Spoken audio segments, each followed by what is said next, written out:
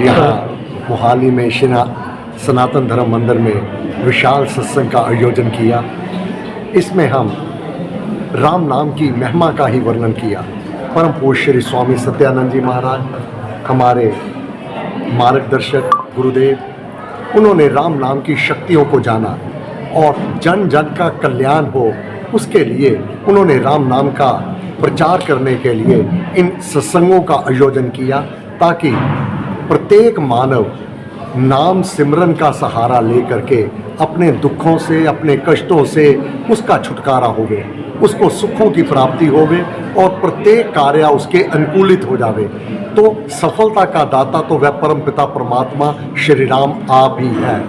अगर उसको भुला देंगे तो फिर दुख और कष्ट ये तो स्वयं ही अपने ऊपर ये हावी हो जाते हैं। इसलिए अपने जीवन को सफल बनाने के लिए राम नाम का जाप करो और राम नाम की शरण को ग्रहण करो, अपने माता पिता की सेवा करो, उनके आशीर्वाद लो और प्रभु के आशीर्वाद से, माता पिता के आशीर्वाद से कोई भी संतान उत्तरोत्तरी उन्नति करती चली जाएगी।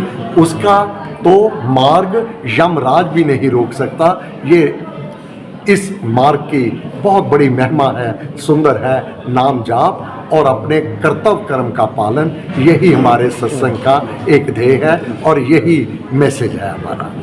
गुरु जी, आप यहाँ पर मोहाली पहुँचे, कैसा श्रद्धालुओं के लिए बात कीजिए, कैसा? मैं अति हर्षित हूँ। इतनी बड़ी संख्या में मैं तो पहली दफ़ा आया हूँ, परंतु यहाँ मोहाली के साथों में भक्ति भाव देखकर, सेवा भाव देखकर और उनके अंदर ये प्रीति परमेश्वर के प्रति देखकर अतीव हर्षित हूँ। मैं मंगल कामना करता हूँ कि सभी सुखी हों।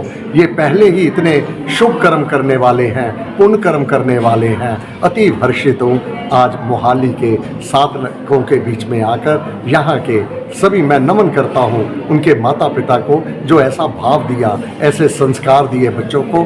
तो आज जो इस प्रकार बड़ी भक्ति भाव पूर्ण भावना से उन्होंने सत्संग में बैठकर भजन कीर्तन किया, प्रभु के गुणगान किए। सर, यहाँ पर सेक्टर जो 79 है, श्री सनातन धर्म मंदिर है, यहाँ की मंदिर कमेटी ने भी जो अरेंजमेंट किया उसके पहले तो मैं हार्दिक बधाई देता हूँ मंदिर कमेटी के समस्त पदाधिकारी जो अपने आप को सेवक ही मानते हैं, और इन्होंने इतना सुंदर ये स्थान बना दिया है।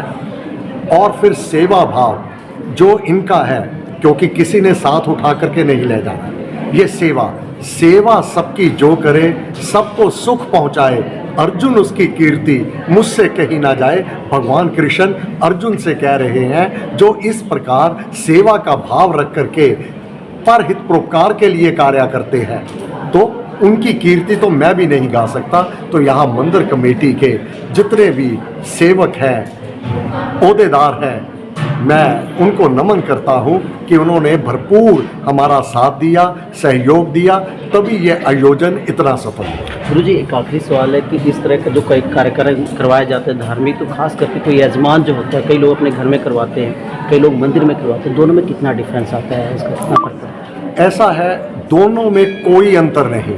घर में स्थान की कमी के कारण लोग अधिकतर लोगों को इनवाइट नहीं करते, फिर बिठाएंगे कहाँ पर? तो यहाँ मंदिर में इतना खुला प्रांगण है, इतना सब सुख सुविधाएं हैं, पार्किंग की है, सब कुछ है, तो यहाँ अधिक लोगों को बिठा करके प्रभु के गुणगान करने की प्रेरणा दी जाती है। शुभ कर्म कोई भी हो, सामूहिक हो या अपने तौर पर हो, भरपूर फल है इसका, इसमें कोई भी कमी नहीं, कोई भी अंतर नहीं, दोनों का फल बराबर है।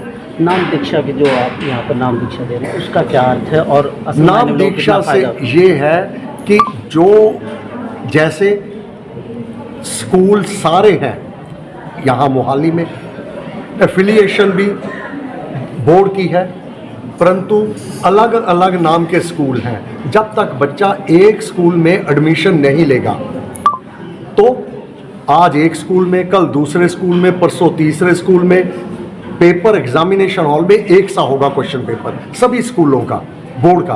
परंतु अगर उसने एक स्थान पर नहीं पढ़ाई की, नहीं समझा, तो वो नहीं पास हो पाएगा।